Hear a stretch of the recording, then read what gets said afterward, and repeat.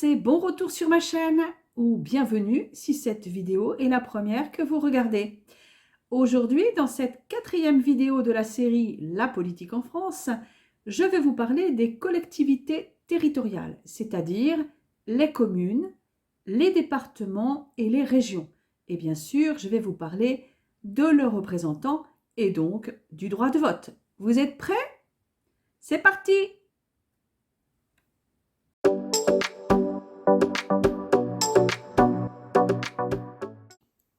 L'État délègue une partie de ses compétences aux collectivités territoriales. C'est la décentralisation. Ces collectivités territoriales sont les communes, les cantons, les départements et les régions. Chacune possède un budget et des compétences spécifiques. Nous allons aller de la plus petite à la plus grande.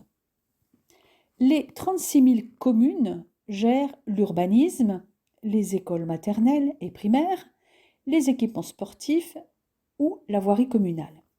Elles gèrent aussi l'état civil, la distribution de l'eau, les eaux usées et le ramassage des déchets. Elles exercent certaines actions sociales via les centres communaux d'action sociale, les CCAS, et elles sont incitées à se regrouper dans des communautés de communes. Et chaque commune est administrée par un maire et un conseil municipal. Les conseillers municipaux sont élus pour 6 ans par les citoyens pour faire fonctionner la commune. Ils sont donc élus au suffrage universel direct. Les habitants de la commune votent pour une liste. Alors, une liste est un scrutin où on ne se présente pas seul en son nom, mais on se présente à plusieurs sur une liste de personnes qui ont les mêmes idées. Tous les citoyens votent tous les 6 ans et l'élection peut se faire en 1 ou 2 tours de scrutin, mais c'est généralement en 2 fois, car pour être élu, une liste doit obtenir la majorité absolue. On choisit sa liste, on vote et en fonction des résultats, s'il n'y a pas de gagnant qui a plus de 50% sur une liste, on vote une deuxième fois. À ce second tour, la liste qui a le plus de votes a le plus de sièges au conseil municipal. Les autres places sont réparties en fonction des autres listes. Et ces conseillers élisent ensuite parmi eux le maire. Quand un problème se pose, tout citoyen peut aller voir un conseiller municipal ou le maire. Ils en parlent ensuite au conseil municipal qui vote, et si la majorité des membres est d'accord avec une solution au problème posé, on la mettra en œuvre. Pour se présenter à une élection municipale, il faut avoir plus de 18 ans, être de nationalité française ou citoyen de l'Union européenne résidant en France et payer ses impôts dans la ville concernée. Voyons maintenant les départements. Les 101 départements ont pour principale mission l'aide sociale à l'enfance, aux personnes handicapées, aux personnes âgées, etc. Ils gèrent aussi la construction et la gestion des collèges ainsi que des services d'incendie et de secours. Ils construisent et entretiennent les routes départementales. La France, je l'ai dit, compte 101 départements et chaque département est divisé en cantons, ruraux ou urbains. En fonction du nombre d'habitants et de la taille des villes, un canton peut regrouper plusieurs communes, mais les grandes villes, elles, sont divisées en plusieurs cantons. Chaque canton est représenté par un conseiller général.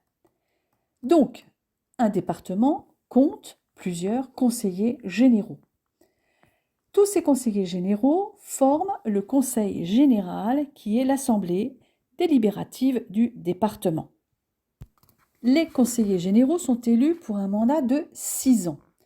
Ils sont élus au suffrage universel direct, uninominal, majoritaire à 2 tours pendant les élections cantonales.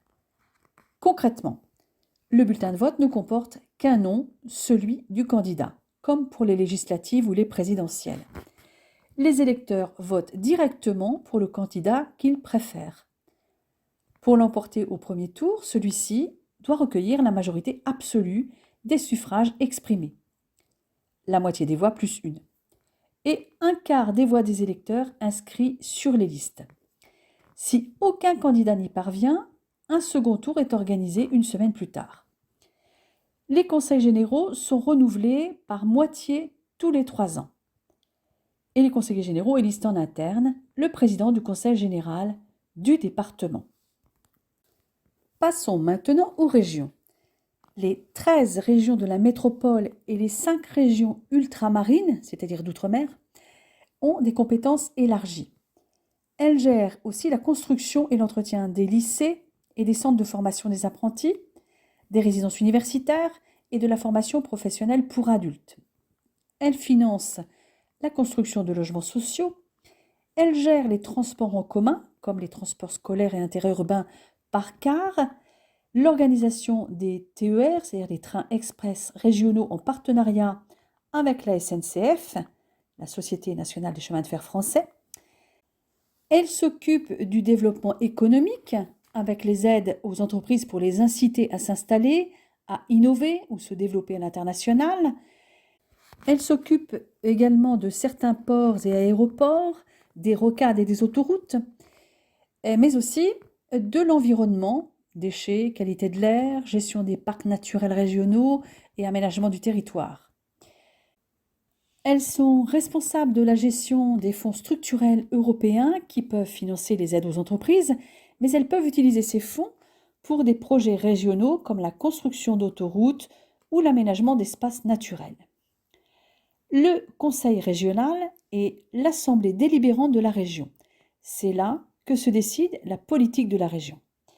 Il est composé des conseillers régionaux élus au suffrage universel à 2 tours tous les 6 ans lors des élections régionales sur des listes électorales devant respecter la parité homme-femme.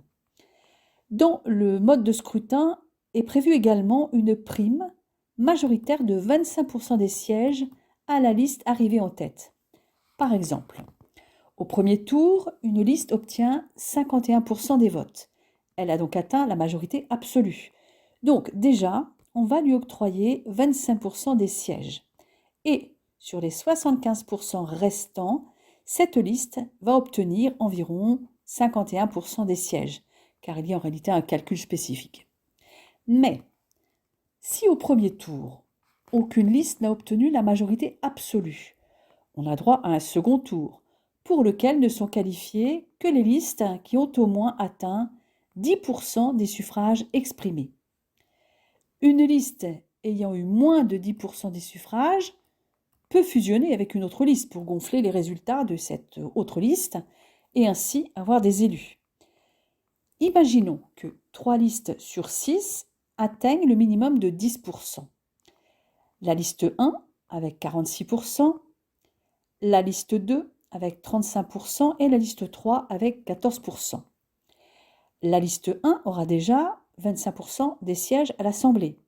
Et sur les 75% des sièges restants, elle en aura approximativement 46%. Le nombre des conseillers régionaux varie selon la taille de la région. Par exemple, il y a 102 conseillers régionaux en Normandie par rapport à plus de 200 en Île-de-France. Le président du conseil régional est élu par les conseillers régionaux à la majorité absolue lors de la première réunion plénière du conseil régional nouvellement élu. Les conseillers régionaux se réunissent en assemblée plénière au moins une fois par trimestre avec un ordre du jour déterminé, exemple le vote du budget. Entre ces réunions plénières, la gestion au quotidien est assurée par une commission permanente qui rassemble le président, les vice-présidents et d'autres élus et qui se réunit une fois par mois. Il existe des commissions thématiques sur les finances, les transports, le tourisme, la culture par exemple. Et chaque commission thématique est animée par un des vice-présidents. Par exemple, il y a 15 vice-présidents en Normandie. Alors j'ai abordé la République française, ses institutions et les collectivités qui sont au plus proche de la population avec leurs représentants. Tous ces représentants sont élus. Et si j'ai beaucoup parlé des différentes élections, je n'ai pas encore parlé des électeurs et du droit de vote. Eh bien, nous allons parler donc du corps électoral français et du droit de vote. C'est avec la Révolution française que se pose pour la première fois la question du droit de vote. Les premières élections ont lieu en 1791 au suffrage censitaire masculin, c'est-à-dire qu'il fallait payer un montant minimum d'impôt, le cens, pour pouvoir voter, et seuls les hommes votaient. En 1791, par exemple, il fallait payer un impôt supérieur à 3 journées de travail pour voter aux élections communales et supérieur à la valeur de 10 journées de travail pour voter aux législatives. Si l'idée du vote des femmes n'a pas fait débat à l'époque, l'idée que seuls les plus riches puissent voter a été discutée. Et aujourd'hui, on considère le suffrage censitaire comme une discrimination entre riches et pauvres. Mais l'opinion qui domine alors est que seuls les propriétaires et les gens éduqués feront de bons citoyens et de bons électeurs, des électeurs compétents et libres. Les révolutionnaires considéraient que si on payait des impôts, c'est qu'on avait su gérer efficacement sa vie, son métier, ses biens. Et un électeur qui savait gérer une activité et un patrimoine, même petit, était capable de gérer une commune, un canton, un département, ou du moins reconnaître qui avait les compétences pour le faire. C'est pourquoi, jusqu'au XXe siècle, les gens qui faisaient faillite, qu'ils soient artisans, meuniers, boulangers, commerçants ou directeurs d'usine, perdaient leur droit de vote. C'était la même logique. Ils avaient montré leur incompétence économique, donc pas question de leur demander leur avis sur la gestion de leur commune ou du pays. L'indépendance financière de l'électeur était donc, selon les révolutionnaires, un gage d'indépendance et de liberté. Et cette question de liberté est essentielle. Pas question de donner le droit de vote à un citoyen qui obéirait à un ordre. Les révolutionnaires de 1789 refusent donc que les domestiques puissent voter, car ils sont trop soumis à leur maître. Et même chose pour les femmes soumises à leur mari ou à leur père.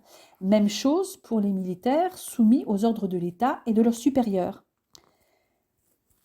Donc de la Révolution à 1800, il fallait avoir 25 ans pour voter et ensuite la majorité civile suffisait, mais elle était à 21 ans. En ce qui concerne les femmes, Olympe de Gouges, une des premières féministes de France, osa écrire en 1791 la Déclaration de la femme et de la citoyenne.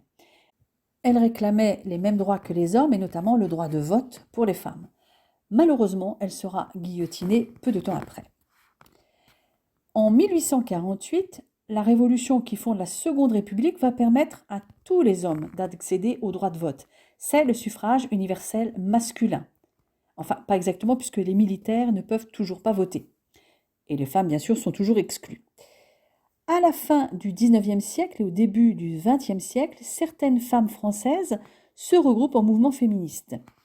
Elles réclament non seulement le droit de vote, mais également l'égalité entre les hommes et les femmes. Vers 1910, elles s'inspirent des suffragettes anglaises et organisent de nombreuses manifestations. Elles pensent que leur accès au droit de vote permettrait d'améliorer les conditions de vie de tous les Français et notamment d'éviter les guerres. Alors en 1918, la France sort de 4 années de guerre pendant laquelle les femmes ont joué un rôle indéniable. Elles ont été appelées à travailler dans les usines, sur les postes occupés auparavant par les hommes envoyés au front. Elles participent à l'effort de guerre dans les usines d'armement, on les appelle alors les munitionnettes. Elles ont travaillé aux champs, dans les mines, etc. Elles ont remplacé les hommes dans tous les domaines. Elles espèrent alors plus de reconnaissance. Mais les revendications des femmes sont toujours contestées par une grande partie des hommes politiques et notamment par le Sénat, qui refuse chaque proposition de loi pour le droit de vote des femmes. On retrouve même des propos misogynes sur les tracts distribués et les affiches placardées dans les rues. Les femmes doivent rester à la maison, s'occuper des enfants, du ménage. Elles sont considérées comme facilement influençables, notamment par l'Église. Et malgré de nombreuses revendications et manifestations des femmes, le droit de vote n'est pas encore acquis. Dans les années 30, le combat s'accélère. Les femmes se mobilisent et se regroupent dès 1934 dans une association féministe nommée la Femme Nouvelle est menée par Louise Weiss. Elles organisent de très nombreuses manifestations dans Paris et dans toute la France. Elles font 2 fois de fausses élections pour sensibiliser la population aux droits des femmes. Nous arrivons alors en 1944. La Seconde Guerre touche à sa fin et les femmes n'ont pas hésité à s'engager, comme lors de la Première Guerre mondiale, et à se mobiliser dans la résistance. Le général de Gaulle, alors chef du gouvernement provisoire, signe l'ordonnance du 21 avril 1944. En reconnaissance de leur mobilisation en tant que résistantes, le général de Gaulle leur accorde le droit de vote. C'est leur courage dans la lutte contre l'occupant nazi qui convainc finalement les législateurs. Les femmes sont désormais électrices et éligibles dans les mêmes conditions que les hommes dès leur 21e année. Les Françaises sont parmi les dernières en Europe à accéder au droit de vote. Elles votent pour la première fois aux élections municipales du 29 avril 1945. Notons que les militaires n'ont le droit de voter également qu'en 1945. Quant aux Français vivant hors de France, ce sera en 1946. Pour les détenus hors fraude économique et fiscale, bien sûr, en 1994. Pour les SDF sans domicile fixe, ce sera en 1998. Et les majeurs sous tutelle en 2007. Mais revenons au droit de vote pour la population générale. En 1974, Valéry Giscard d'Estaing, qui vient juste d'être élu président de la République, abaisse la majorité de 21 ans à 18 ans. Enfin, en 1992 et la signature du traité de Maastricht, les ressortissants européens résidant en France peuvent voter aux élections municipales et aux élections européennes.